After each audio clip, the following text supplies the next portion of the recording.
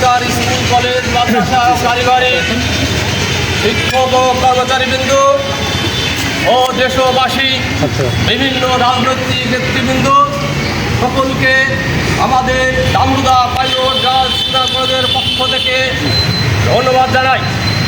আপনারা সকলে বাংলাদেশ ও বিশ্বের বিভিন্ন দেশ আজকে যে আমাদের দাবি 3 দফা দাবি 20% বাড়ি ভাড়া 1500 টাকা মেডিকেল ভাতা এবং কর্মচারীদের 70% উৎসব ভাতা দাবি আদায়ের লক্ষ্যে যে আজকে 7ম দিনের যে আন্দোলন চলছে সেই আন্দোলনে আমরা এই স্কুলের পক্ষ থেকে আমরা ক্লাস বর্জন সহ সমস্ত কাজের সঙ্গে একাত্মতা ঘোষণা করেছি।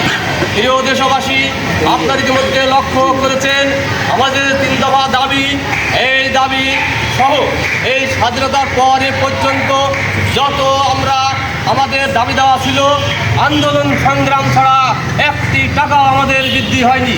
ঠিক তেমনিভাবে এই 2025 সালে আমরা লক্ষ্য করেছি যে আমাদের 3 দফা দাবি, সেই 3 দফা দাবি আমাদের মাননীয় শিক্ষা উপদেষ্টা মাননীয় শব্দরা বলতে আর মন চাচ্ছে না। একই কারণে আমাদেরকে তার কার্যালয়ে ডেকে নিয়ে বারবার আমাদের সাথে তামাশা এবং প্রতারণা করে চলেছে। আপনারা দেখেছেন গত কয়েকদিন আগেও আমাদের যে 16 সদস্যের একটি টিম ওনার আহ্বানে সাড়া দিয়ে ওনারা গিয়েছিলেন, সেখানে উনি বলেছেন আপনাদের 5% বাড়ি ভাড়া আমরা দিব। কিন্তু সমাজ উন্নয়নের মন্ত্রী জনাব অধ্যক্ষ দেলোয়ার হোসেন আজিজ স্যার প্রত্যাখ্যান করেছেন যে আমরা 1টি টাকাও কম নেব না, আমাদের 20% দিতে হবে, 1500 টাকায় দিতে হবে, আমাদের 75% দিতে হবে, 1টি টাকাও কম নিব না, এই বলেই সেই প্রত্যাখ্যান করে চলে এসছে। অত্যন্ত পরিতাপের বিষয়, দুঃখের বিষয়, আমরা আজকে দেখছি সেই একই ঢোল, একই কথা, একই প্রতারণা, একই তামাশা করে 5% প্রজ্ঞাপন জারি করেছে। আমরা সকলে বলি আমরা এই 5% প্রত্যাখ্যান করি, আপনারা এই 5% মানব না, আমরা মানি না এবং মানব না। সম্মানিত শিক্ষক মণ্ডলী, আমরা ঢাকাতে যাওয়ার আমাদের পক্ষে সকলের পক্ষে সম্ভব হচ্ছে না। আমাদের সবসময় 2 জন বা 4 জন শিক্ষক ঢাকায় এই আন্দোলনে এই কর্মসূচি যোগদান করে চলেছে। এখন আমাদের 2 জন শিক্ষক আছে। আমরা কেন্দ্রের কর্মসূচি একাত্মতা ঘোষণা করছি। আমরা আমাদের যে দাবি, যে 3 দফা দাবি, যতক্ষণ পর্যন্ত এই সরকার এই মাননীয় যে শিক্ষা প্রতিষ্ঠা মেনে নেবে ততক্ষণ পর্যন্ত আমরা আমাদের দাবি থেকে 1 ইঞ্চিও ছড়ব না। যেমনিভাবে প্রধান শিক্ষা প্রতিষ্ঠা বলেছে 1% বাড়বে না, আমরাও ঘোষণা করে দিতে চাই, আমরাও 1 টাকা কম হলেও আমরা এই দাবি থেকে 1 পাও পিছপা হব না।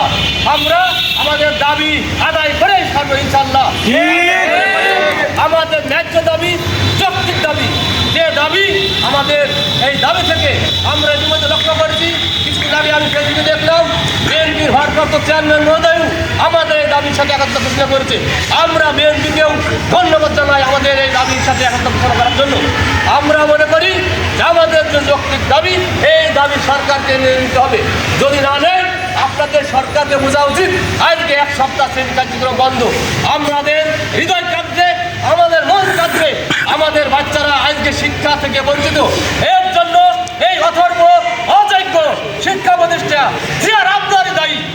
আপনি যদি না পারেন, আপনি আপনার জায়গা, আপনার বুদ্ধি ছেড়ে দেন।